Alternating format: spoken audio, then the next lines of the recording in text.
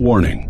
Our federal government, military, and intelligence community have begun to implement emergency measures for what they are calling the Day After Plan. Codenamed Area B, Mount Weather's maze of underground bunkers near the Blue Ridge Mountains has already been prepped for the arrival of high-ranking members of Congress and the White House. Similar actions have been taken to ready the Pentagon's Raven Rock Mountain complex near Camp David. Yet the American people have been kept in the dark about everything. In the following interview, the CIA's Financial Threat and Asymmetric Warfare Advisor is stepping forward to warn the public that a $100 trillion economic extinction-level event is about to strike America. Viewer discretion is advised. My name is Steve Myers, and I want to thank you for taking part in this exclusive Monday morning interview with Jim Rickards, the Financial Threat and Asymmetric Warfare Advisor for both the Pentagon and CIA. Recently, all 16 branches of our intelligence community have come together to release a shocking briefing that contained an alarming consensus. These agencies, that include the CIA, FBI, Army, and Navy, they've already begun to estimate the impact of the fall of the dollar as the global reserve currency, and our reign as the world's leading superpower being annihilated in a way equivalent to the end of the British Empire post-World War II. And the endgame could be a nightmarish scenario where the world falls into an extended period of global anarchy. Jim Rickards fears he and his colleagues' warnings are being ignored by our political leaders and the Federal Reserve, and we're on the verge of entering the darkest economic period in our nation's history, one that will ignite a 25-year Great Depression. Today we're going to examine everything he's uncovered, because the bedlam could begin within the next 6 months, which is why every American should hear his warnings before it's too late.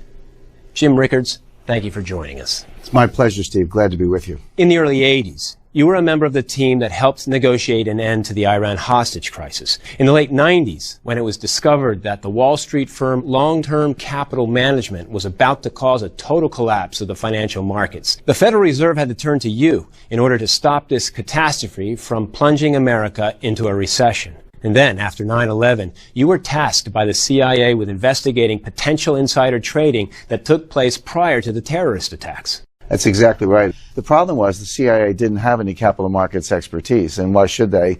Prior to the beginning of globalization, capital markets weren't really part of the battle space. So the CIA engaged in some outreach. They recruited certain people, myself included, to bring the Wall Street expertise to the agency. This led to something called Project Prophecy. So what the CIA said, well, if there's going to be another spectacular attack, using price signals to determine the actions of participants in the market, whether it be terrorists or strategic rivals of the United States, could you spot it? Could you get the information and actually break up the plot and save American lives? This system you built with Project Prophecy actually predicted a terrorist attack that was thwarted in 2006. On August 7, 2006, I got an email from my partner. She said, Jim, we got a bright red signal on American Airlines. So she said, looks like a possible terrorist attack. We documented that. I was up at 2 o'clock in the morning in my study watching CNN, and all of a sudden MI5 and New Scotland Yard emerged to break up this terrorist attack. They were arresting suspects, removing files. So this showed that the system worked. It's not just good for predicting terrorist attacks, but also strategic attacks by rivals and enemies of the United States. For years now, you've been helping the Pentagon and CIA prepare for a rise in asymmetric warfare and financial threats. Because today there are immense fears we'll be struck by, as you've described it before, a financial Pearl Harbor. There's now concern in different branches of the U.S. government. Historically in Washington, the Treasury and the Fed take care of the dollar. The Pentagon, the intelligence community take care of other threats. But what happens when the dollar is the threat? Americans generally know that the Fed has increased the money supply by $3.1 trillion. We have $17.5 trillion of debt. We have $127 trillion of unfunded liabilities. What are those? Medicare, Medicaid, Social Security, student loans, Fannie Mae, Freddie Mac, FHA. You go through the whole list, and it goes on and on and on. There's no way to pay it. During the boom years of the 1950s and 1960s, every dollar of debt that was created, we got $2.41 worth of economic growth. So that was pretty good bang for the buck. But by the stagflation of the late 1970s, that had actually collapsed. So now for a dollar of debt in the late 1970s, we were only getting 41 cents of growth. So obviously that's a huge drop-off. You know what that number is today? Today we only get 3 cents of growth for every dollar of debt. So we're piling on the debt, but we're getting less and less growth as that trend goes from $2.41 to 41 cents to 3 cents. It's soon going to go negative. This is a signal of a complex system about to collapse. This really speaks to what you wrote about in your new book, The Death of Money. The title strongly alludes to this. The hourglass is now empty. You warn we're about to fall into a 25-year Great Depression, that the stock market could plunge almost overnight 70%. You know, when I use the phrase 25-year depression, it sounds a little extreme, but historically it's not. We had a 30-year depression in the United States from about 1870 to 1900. Economists actually call it the Long Depression. That was before the Great Depression. The Great Depression lasted from 1929 to 1940, so that was quite long. The U.S. is in a depression today. A lot of folks might disagree with you that we're currently in a depression. That word brings to mind images of the 1930s and soup kitchens. Well, we have soup kitchens today. They're just at Whole Foods in your local supermarket because 50 million Americans are on food stamps. It's not that we don't have distress. We have enormous distress, but it's being hidden in different ways. The unemployment rate today is actually 23% when you calculate it the right way. And you point the finger right at the Fed, Congress, the White House. I actually was in a meeting in the Treasury, and I said to the audience, the Fed and the Treasury are the greatest threat to national security, not Al-Qaeda, not some of the other threats out there, but right here in this building with this group, you people are destroying the dollar, and it's just a matter of time before it collapses. And I testified before the United States Senate about this. I warned the Senate, you know, maybe we can't stop earthquakes on the San Andreas Fault, but nobody thinks it's a good idea to send the Army Corps of Engineers out there and make the San Andreas Fault bigger. But by money printing and credit creation and reckless monetary policy by the Fed, we're making the San Andreas Fault bigger every day.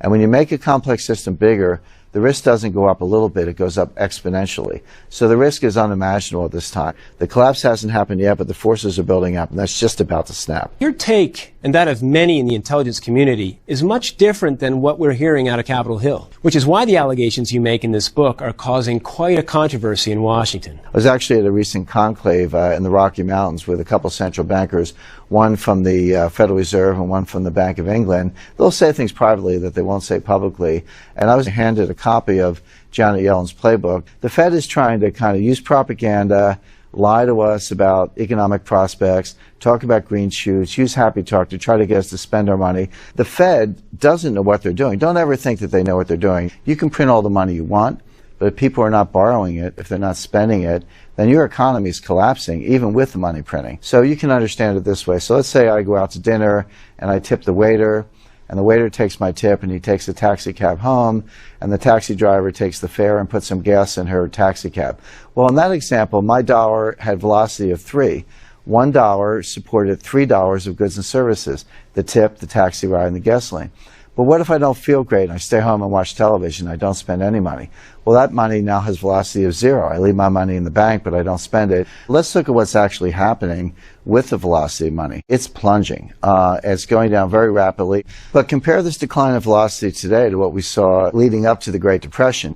Now, in the depths of the Great Depression, velocity was even lower. But if you compare what's going on today to what happened in the late 1920s, just prior to the Great Depression, there's a very striking resemblance. So it doesn't matter how much money the Fed prints. The Fed is trying desperately to bend the curve. Think of it as an airplane that's coming in for a nosedive. It's crashing, getting close to the ground. The Fed's trying to grab the joystick and pull the plane up out of the nosedive and get it back in the air. But unfortunately, it's not working. We're heading for a crash. We've just covered a lot of these startling numbers, these signals of this coming Great Depression. Let me see if I can quickly put it all together. Nobody denies that we have a debt crisis in this country. But you're saying we can no longer grow our debt without causing our economy to aggressively slow down. We're barely above water now. So that's signal number one. Signal number two is this dangerous slowdown in our velocity of money. It's already plummeting to levels not witnessed since the Great Depression in the 1930s. Are there any other signals the intelligence community is monitoring that suggest this collapse is right around the corner? There are, Steve. There are a lot of signals out there, and they're very, very troubling. One of the ones I'm watching closely, and I know people in the intelligence community focus on also because it covers so much ground, is called the misery index. The misery index is when you take the unemployment rate and you take the inflation rate and add them together, and then just sort of chart that. You look at the misery index today compared to the period of stagflation in the late 1970s and early 80s that Americans remember so well, it's actually worse. This can lead to social instability.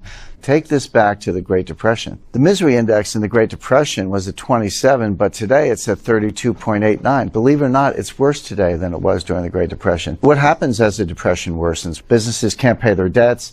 The bad losses fall on the banks ultimately fail.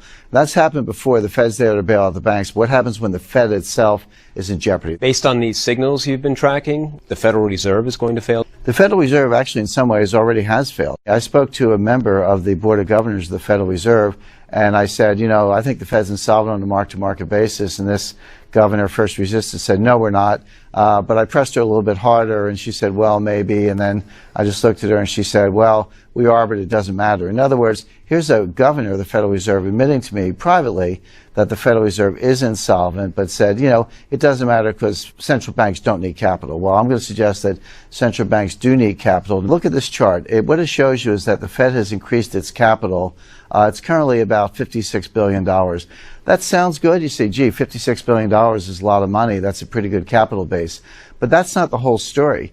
You have to compare the capital to the balance sheet. How much in the way of assets and liabilities is that amount of capital supporting? When you look at that, it's a much scarier picture because the actual liabilities, or debt, if you will, in the Fed's books are $4.3 trillion. So you've got $4.3 trillion sitting on this little skinny capital base of $56 billion. That's very unstable. Prior to 2008, the leverage was about 22 to 1, meaning they had $22 of debt on their books for every $1 of capital. Today, that leverage is 77 to 1. So yes, the capital has increased, but the debt and the liabilities have increased much more. Your warnings haven't gone completely ignored. In the budget he presented this year, Senator Rand Paul cited your work and how we've driven our economy to the edge of a Roman Empire-like collapse. In fact, we have footage of Senator Paul instructing Americans to listen to your warnings. Jim Rickards, author of Currency Wars, notes, the Fed is insolvent on a mark-to-market basis. The Fed has wiped out its capital on a mark-to-market basis. Of course, the Fed carries these notes on its balance sheet at cost and does not mark them down to market. But if they did, they would be broke. First of all, I give Senator Rand Paul a lot of credit. He's one of the people who understands the dangers here. But the problem is not limited to the Fed. It's infecting the private banking system as well. There's about $60 trillion of debt on the balance sheets of our banking system. For a long time, debt in the banks grew at about 2 times the rate of growth in the economy. But lately, this has exploded. Today, it's up to 30 to 1. In other words, for every dollar of economic growth, there's $30 of credit being created by the banking system. The whole thing's unstable. I can give you a very good example of this, and this actually comes from physics. If you had, let's say, a 35-pound block of uranium shaped like a cube, it would actually be fairly harmless. It's what we call subcritical. It's radioactive, but it's kind of tame. But now imagine you engineer it. You take that 35-pound block, you take one piece and shape it into something about the size of a grapefruit. Take another piece, shape it into something like a bat. Put the ball and the bat in a tube and fire them together with high explosives. That sets off a nuclear detonation. That destroys a city. The way it's been shaped and configured is what takes it from what we call subcritical to supercritical. Jim, are you seeing any signs that our stock market has reached a supercritical state? Well, unfortunately, yes, we're seeing a lot of signs of this. One of the ones that's really fundamental and really important is the ratio of stock market capitalization to GDP. Because you remember, the value of all the stocks in the stock market, that's supposed to represent the fundamental economy. It's not supposed to be off in a world of its own. But if you look at what's been happening to that ratio recently, it's going sky high. It's 203%. Prior to the recession, that number was 183%. Go back to the famous tech bubble, the dot-com implosion of 2000. At that time, it was 204%. And if you want the scariest news of all, just prior to the Great Depression, that number was 87%. In other words, the stock market capitalization as a percentage of GDP is twice as high as it was just prior to the Great Depression. So that's a really good metric for saying, hey, is the stock market heading for a crash? All the data says, yes, we are. But there's another metric, another warning sign, if you will, that's even more frightening, which is the gross notional value of derivatives. There's a certain number of shares of IBM that are outstanding, but we know what that number is. But there's no limit on the derivatives. I can write options and futures on IBM stock all day long and all the other stocks on the stock market. And that's what's been going on. Now, The gross notional value of derivatives in the world today is over $700 trillion, not billion, 700 trillion. That's 10 times global GDP. This collapse is unavoidable. So, we ask ourselves, how bad can this be? Well, what happened in 2007, 2008 when the markets collapsed? We all remember the value of stocks going down, real estate going down, housing going down. All that lost wealth was $60 trillion. The problem is now the system is bigger, so I would expect the lost wealth this time to be $100 trillion, possibly a lot more. We're in this critical state, getting close to the supercritical state where the system implodes. But it takes a catalyst. It takes a flashpoint. There are a number of potential flashpoints I've investigated. Jim, in a few moments, I want to discuss the steps Americans need to take with their investments and personal finances to prepare for everything you and your colleagues are predicting. But now let's quickly focus on some of these major flashpoints. One of the key flashpoints we're looking at is foreign ownership of U.S. government debt. Now, this is a very important thing to understand. We all know that the Treasury has issued over $17 trillion worth of debt. The question is, who buys it? A lot of U.S. debt is owned by foreigners. Who owns it? China, Russia, other countries that are not necessarily our friends, but they can dump it when they want to. Well, guess what? That's actually what's been going on. Recently, foreign holdings of U.S. government debt have been plummeting. But it gets even more interesting than that. We talked earlier about the project I did for the CIA, Project Prophecy, and we said you can see not only market action, but rivals, enemies, terrorists, and others operating in financial markets. So we all know that Russia invaded Crimea in the spring of 2014, and Crimea is now effectively part of Russia. So let's say you're Putin. You know you're going to invade Crimea. You know you want to take over eastern Ukraine. You can expect U.S. financial sanctions. So what do? You basically mitigate the impact of the sanctions. Start dumping treasuries in advance so that when you make your move and the Treasury tries to come against you, you've insulated yourself. So now you go back and look at October. Here's Russia dumping treasuries month after month. That was a clear signal that they were getting ready to do something to engage in financial warfare against the United States. Guess what? It's worse than that. We know the Russians and Chinese are working together. So is it any surprise that when the Russians started dumping, the Chinese started dumping also? Does the intelligence community have the ability to defend our country in the event that this escalates even further? Believe it or not, there's an intelligence unit inside the Treasury, and they actually have a war room. That tells you that financial warfare is here and it's real. So if the Russians are dumping, the Chinese are dumping, and the Fed's tapped out, who's going to buy all this debt? Well, a mystery buyer has shown up. Recently, Belgium has bought enormous amounts, in the hundreds of billions of dollars of U.S. government securities. So Belgium started loading up on treasuries coincidentally at the exact same time Russia and China began dumping theirs. It's not the Belgians. These amounts are bigger than the Belgian current account surplus. These are not Belgian dentists who are buying these things. Belgium is a front. Could it be the Fed itself? That's the point. Maybe the public doesn't know who the mystery buyer is, but the national security community does. Now, the Treasury, operating through this war room, and the Fed mystery buyer in Belgium, for now, have managed to prop up the Treasury market. It hasn't collapsed yet, but they're not going to be able to keep pulling these rabbits out of a hat. There's a limit. This should be very scary because if the Fed's tapped out, we talked earlier about how the Fed's leveraged 77 to 1. So the Fed's at the limit of what they can do. The foreigners are now dumping treasuries, and if no one buys it, guess what? Interest rates go up. That'll sink the stock market. That'll sink the housing market. Higher interest rates mean the debt gets higher, so interest rates go up some more, so you start a death spiral, and there's no way out of it. An attack on our treasury market is obviously a very serious flashpoint that could ignite this Great Depression you predict in your book. Let's talk about another flashpoint. What I call flashpoint number 2 has to do with the petrodollar. Can you explain what you mean by the petrodollar? It's basically a system whereby oil exports are priced in dollars. Oil doesn't have to be priced in dollars. It could be priced in euros, Japanese yen, Swiss francs, gold. It could be priced in a lot of things, but in fact, the whole global oil market is priced in dollars. And I was actually very close to the birth of the petrodollar system. My first visit to the White House on official business was in 1974 with a small group, about 5 of us. We met with Helmut Sonnenfeld, who was the Deputy National Security Advisor at the time. He was the number 2 to Henry Kissinger. This was at a time, you have to remember, at the beginning of the 70s, oil was $2 a barrel.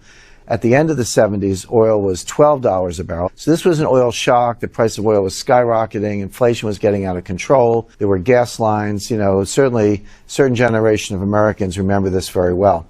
Well, we were in the White House talking about what to do about this. And one of the scenarios we discussed was the U.S. military would invade Saudi Arabia. We would secure the oil fields, create a military perimeter around the oil fields. We would pump the oil and set it at a price that was favorable to us. Now, we would give the money to the Saudis. We didn't want to steal their money. We didn't want to steal their oil. We just wanted to set the price. Now, fortunately, that plan was not carried out, but it shows you how desperate things were at the time. But what did happen? Why did we not invade Saudi Arabia? Well, the answer is Kissinger and the Saudis worked out a deal. And the Saudis said, okay, we'll price oil in dollars. So that secures the role of the dollar as the global reserve currency. But there was a quid pro quo. We agreed to guarantee the continuation of the House of Saud, the royal family of Saudi Arabia, and by extension, the national security of Saudi Arabia, because they're a relatively weak military power, and it's a bad neighborhood. A lot of enemies in the region, starting with Iran and others. So a question would be, obviously, did this petrodollar deal work? And it absolutely did work. Once it kicked in, the dollar roared. This was the period, sometimes people call it the king dollar period, the strong dollar period. This was after Volcker and Reagan in the 1980s. But this only continued up to a certain period of time, up until around 2000. And then since then, the dollar's been in a decline. So what could cause the fall of the petrodollar? Well, we're seeing it in real time. Think of the petrodollar, or the dollar's role as a global reserve currency. Think of it as a three-legged stool. So here's the stool, and it's got three legs. As long as the legs are standing, the foundation is firm, and the dollar will remain as a global reserve currency. But one by one, those legs are being pulled out. What are the legs? Well, the first one is Saudi Arabia. That was where the petrodollar deal began. Our side of the deal was we would guarantee the national security of Saudi Arabia. But lately, going back to December 2013, President Obama stabbed the Saudis in the back by anointing Iran as the regional hegemonic power. The president has been withdrawing American power from around the world, and his view is, we'll leave a friendly cop on the beat. Every sort of bad neighborhood around the world will have a cop on the beat. The president's decided that Iran is going to be the cop on the beat in the Middle East. They're going to be the heavyweight regional power. Where does that leave Saudi Arabia? Out in the cold. So now Saudi Arabia is saying, wait a second, you've undermined our national security. You've reneged on your side of the petrodollar deal. Why should we hold up our end? Maybe we'll start pricing oil in gold or euros or maybe Chinese yuan. Because now, increasingly, Saudi Arabia is selling more and more oil to China. So the first leg of the stool has been pulled out. The Saudis are going to back away from the petrodollar because we're no longer guaranteeing their security because we're playing footsie with Iran.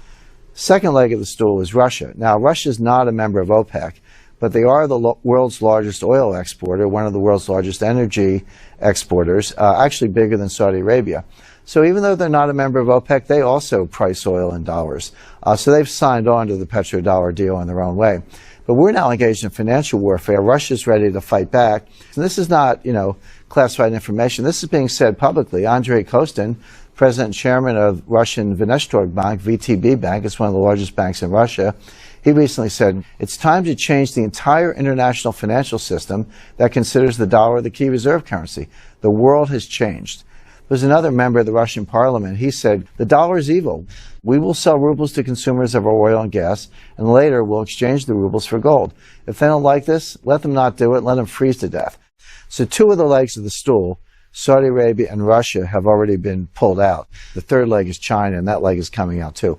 As far as Russia and China's role in taking down the petrodollar, this recent $400 billion energy alliance they signed, is that the purpose of it? Sure. Russia is the world's largest energy exporter. China is the fastest growing economy in the world. They need energy. So this is a natural partnership between the two. But the dollar is out in the cold. China is actually putting these yuan bilateral trade agreements in place all over the world. They're doing them one by one, but once there's enough trade and enough volume in certain currency, it can become a reserve currency. These are all straws in the wind leading to the collapse of the dollar as the global reserve currency. Jim, in your book, you investigate how nations are now using gold as a financial weapon. Is this one of the most dangerous flashpoints? It's absolutely one of the most dangerous flashpoints, and here's why. A lot of people look at the dollar and say, look, you may not like the dollar, you may worry about the dollar, but you've got nowhere else to go. But there is another place to go, which is gold. You don't have to buy treasuries. You can buy gold. And countries are actually doing that. So this is basically a global rebalancing of gold reserves. This is one of the things that the intelligence community is watching most closely, and China is our number one case. Here's why. China has acquired more than 3,000 tons in the past 4 years. Now they lie about this. They officially say they have 1,054 tons. The reason is China is using their own military and their own intelligence assets to acquire some of this gold in stealth. I recently ran into a senior officer of one of the major secure logistics firms in the world. Secure logistics, that means these are people who operate vaults and armored cars. So they handle the physical metal. They're not central banks, they're not government agencies. These are like Brinks and G4S and Viamat. These are the big players in this field. One of these officials said he recently brought gold into China at the head of an armored column of the People's Liberation Army. In other words, he was in an armored car and had armored personnel vehicles bringing gold into China. I guarantee that did not show up in the official Hong Kong import figures. Now, why is China doing this? A lot of people speculate that they want to launch their own gold-backed reserve currency. So take the Chinese yuan, back it with gold, make it a global reserve currency. That's extremely unlikely. That's not what China's doing. What they are trying to do is hedge against the collapse of the dollar. China can't prevent that from happening. What they can do is build up the gold reserves. This is known to the intelligence community. This is not publicly revealed. What if it were publicly revealed? Here's what global gold reserves would look like if the amount that China owns were actually suddenly revealed. This is a dagger aimed at the heart of the dollar. Jim, so far all of these flashpoints have involved China. Isn't this an economic suicide mission to attack America? There's something else here, another flashpoint that could melt down the global financial system. What if the U.S. doesn't bring the entire pyramid crashing down? What if it's China? Well, it could very well be. They have a highly leveraged banking system. But the banking system is just the beginning. There's also something called a shadow banking system. This is now a $7.5 trillion industry, and it's up 4,067% since 2005. This term shadow banking, it's starting to get play in the press. How would you explain it? If you put your money in the bank in China, it's just like the United States. They pay you nothing, zero, maybe, 1/4, 1%, something pathetically small. But they're offering these wealth management products that pay 5, 6, 7%. Well, what are they? Well, they take the money and they buy mortgages on worthless assets, inflated assets, and bubble assets are going to crash. Before the crash in the United States, before 2008, new construction as a percentage of GDP growth, that was about 16%. 16% is a pretty big slug. But look at China. In each of the last 3 years, construction has been 50% of GDP growth. They're building white elephants, they're building trophy projects, they're building ghost cities. I've been to China. I was with the Communist Party officials and provincial officials. They were trying to get me to bring some businesses in. I went to one place near Nanjing. They weren't building 7 buildings, they were building 7 cities. Every city had a whole cluster of skyscrapers, luxury hotels, athletic facilities, housing facilities, high-end shopping, metro stops, highway access, and an airport to service all 7 of these cities. This construction was going on as far as the eye can see. It was all empty, all of it. Now here's the point. In the U.S. before the crash, it took about 4.3 years of income to buy the typical house. In China, it takes 18 years of income. Well, if they're building apartments and co-ops and condos and people can't afford them, the price is going to collapse. One of the senior banking officials in China said, this is a Ponzi scheme. Those are his words, not my words. I happen to agree. But we all know what happens to Ponzi schemes. Eventually, you run out of suckers and they collapse. Once you have enough collapses, there's going to be a run on the bank. The bankers are going to say, sorry, we can't pay you. It's not our problem. Well, that's not going to be good enough. Riots are going to break out. What does it mean when the world's second largest economy hits the brakes? That's going to be disastrous for global growth. It's going to pull the rug out from under the sky-high valuations we're seeing in U.S. stock markets. This is a setup for an entire collapse of the global economy. Jim, there's one more flashpoint I'd like to talk about. It has to do with a premeditated plan you believe exists inside the IMF and involves high-ranking U.S. officials to replace the dollar as the world's reserve currency. It's not just my belief. This is actually documented. It's a 10-year plan to replace the dollar as the global reserve currency. The IMF released a report this year. It was called, get this title, The Dollar Reigns Supreme by Default. Here's a direct quote. The aggressive use of unconventional monetary policies by the Federal Reserve, the U.S. central bank, has increased the supply of dollars and created risks in the financial system. The dollar's status should be in peril.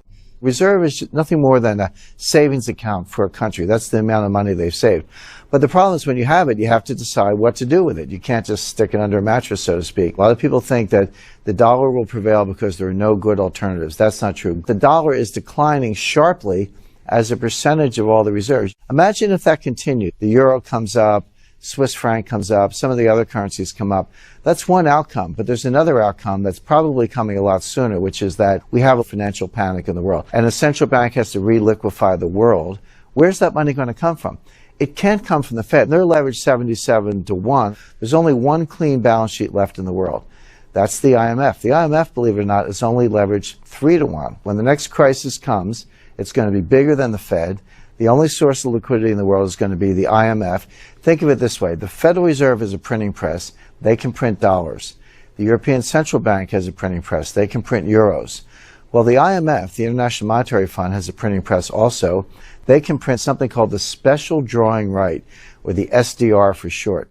These SDRs can come along as a new reserve currency. The reason they came up with the name special drawing rights is because if they called it world money, that would sound a little spooky and scary, but that's exactly what it is. But here's the point. This may be a 10-year plan. We're not going to make it 10 years. This collapse will happen a lot sooner than that. So they're going to have to dust off this playbook and run out these SDRs and print trillions of them to prop up the system. Now, if the Fed bailed out private credit in 2008 and the IMF now bails out the Fed in the next financial panic, who runs the IMF? Who's really in charge? Well, it's a nice crowd. You got kings, dictators, communists. They're unelected, unaccountable. And this is the next flashpoint. Really, the IMF taking over the world monetary system, becoming the central bank of the world, printing world money called the SDR. Jim, these flashpoints, the attacks on our treasury market and petrodollar, China's stealth gold run, China's inevitable collapse, even this alarming inside job to take down our dollar that's escalating at the IMF.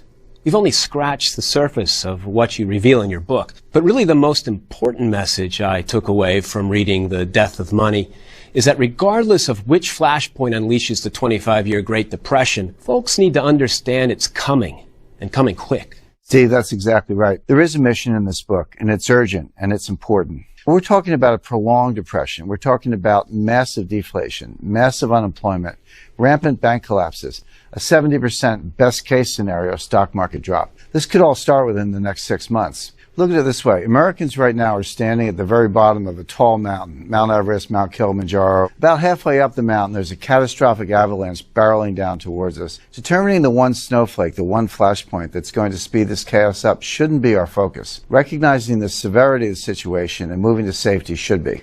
So mission one is helping people hold on to what they've got. That's going to be more than half the battle ahead. Jim, as you know, Money Morning believes so much in your book, as well as your mission to warn the public, that we'd like to send free copies of The Death of Money, the coming collapse of the international monetary system, to everyone who is watching this interview. Now, it's on bookshelves. It's being sold for about $28. But I want to point this out.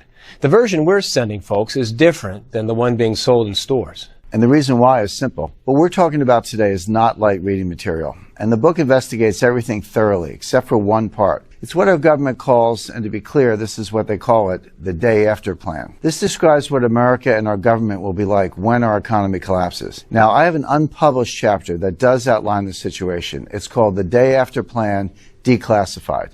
I didn't put it in the book that was originally released because it is controversial. The picture I paint is far from pretty. But I am going to include this chapter here because folks watching this interview are more prepared to see this intelligence and these scenarios. You also took another step with this version of the book. You created a 6-part video series you're calling The Death of Money Digital Debriefing. Here's why I put that together. It's impossible for anyone, me or anyone else in my line of work, to give you an exact day and time this collapse will begin. We just know it's coming and coming soon. However, there are crystal clear warning signs that will appear in our economy and in our markets. This is certain. So across this video series, I walk folks through the 7 major signs. I give you the exact signals we're watching. I share the charts, the announcements you'll hear from certain world governments and the Federal Reserve. I examine the flashpoints even further that could ignite this nuclear meltdown in our economy. I explore the secret bubbles nobody is talking about. I share more findings from the intelligence community about Russian, Chinese, and Iranian activities against America. And this is very important. Across this video series, I help folks analyze their investment portfolios and show them how to adjust their allocations accordingly for numerous scenarios that could unfold. Because this is a fluid situation, it's volatile. So I review how much of your portfolio should be in certain sectors of the stock market, precious metals, income opportunities, where folks should be looking overseas to invest. It's a point-by-point examination of each of these areas. Jim, we'd like to rush copies of your book, the unpublished chapter, and this 6-part digital debriefing out to everyone watching. It's part of a bold initiative you're taking on, what you're calling Project Prophecy 2.0. You helped lead a CIA mission called Project Prophecy. The goal was to identify the signals in the financial markets and economy that threatened our country. With this relaunch of Project Prophecy, here you're applying this same methodology to helping everyday folks build this unbreakable wall around their wealth. Let's talk about what you've created. Steve, I realize much of what I've revealed today is a shock to the system. America is facing one of its darkest periods. There's no escaping that. And some of the measures folks are going to need to take to protect themselves may be outside their comfort zones. So I'm going to take a hands-on approach here. My book, the unpublished chapter, and digital debriefing will give them the big picture.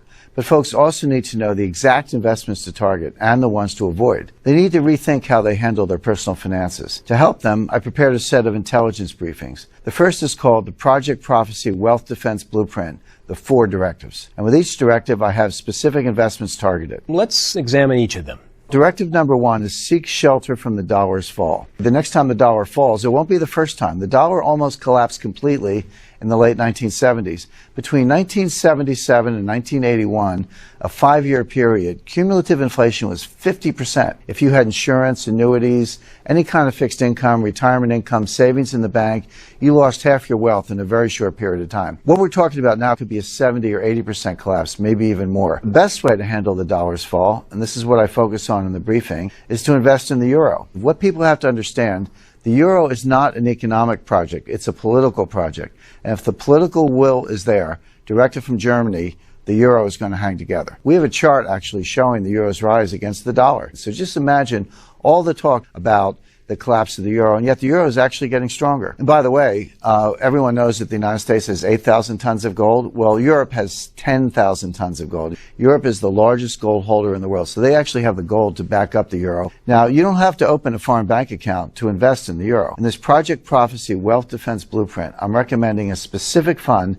that rises twofold as the dollar falls against the euro. This is a very strong defense play because you are getting twice the return from both the dollar's fall and the euro's rise. So walk us through the second directive in this briefing. Always have an insurance plan for a market collapse. The stock market's going to fall 70%.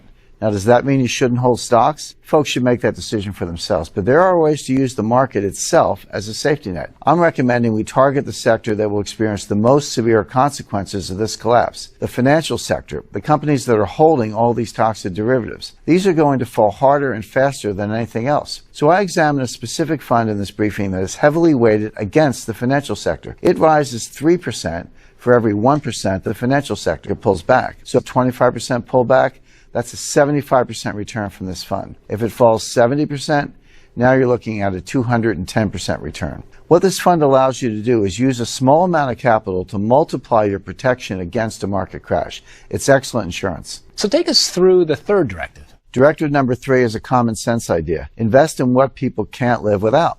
When America experiences this worst case scenario we are predicting in the intelligence community, people won't stop needing food. They won't stop using energy. They won't stop using essential goods and services.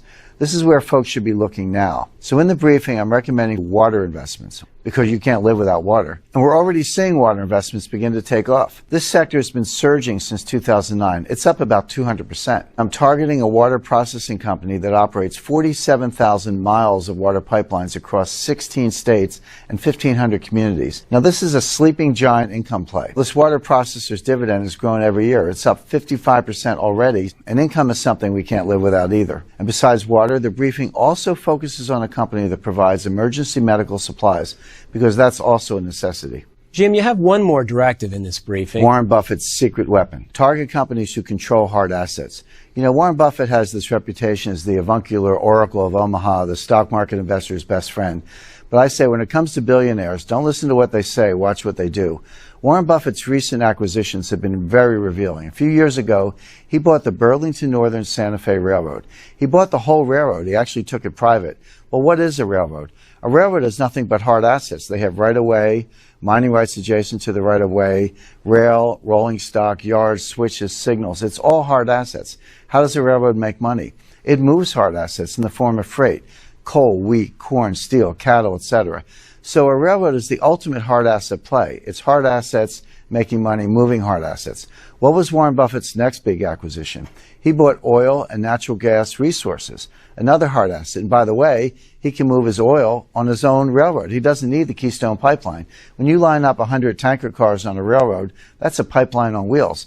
So Warren Buffett is a guy who's dumping paper money, getting hard assets in the form of railroads, oil, natural gas. If it's good enough for Warren Buffett, it's good enough for everyday Americans. This is the most important of the directives. So I have the top 6 companies who have built these hard asset escape plans into their business models. Now, the second intelligence briefing you've created, it's called the Project Prophecy Watch List, 30 stocks that will soon collapse. Take us through this. Steve, during the original Project Prophecy for the CIA, we built a tracking system, a watch list of the 400 stocks most likely to signal a coming attack on America. But in the years that followed, we kept modifying its capabilities so it could identify the companies that were in danger of collapsing. This intelligence briefing reveals the 30 stocks that are now at the top of that list. Now, when folks see these stocks, it may shock them. These aren't microcaps or small caps because they don't have the capability to do widespread damage. These are 30 of the most widely held stocks in the retirement accounts and 401ks of everyday Americans. Most are large blue chips. That means everybody watching today is probably holding 1, 2, or more of them, and they are vulnerable to complete annihilation. Now, inside this list of 30, I've singled out the 10 that are currently at a red alert status.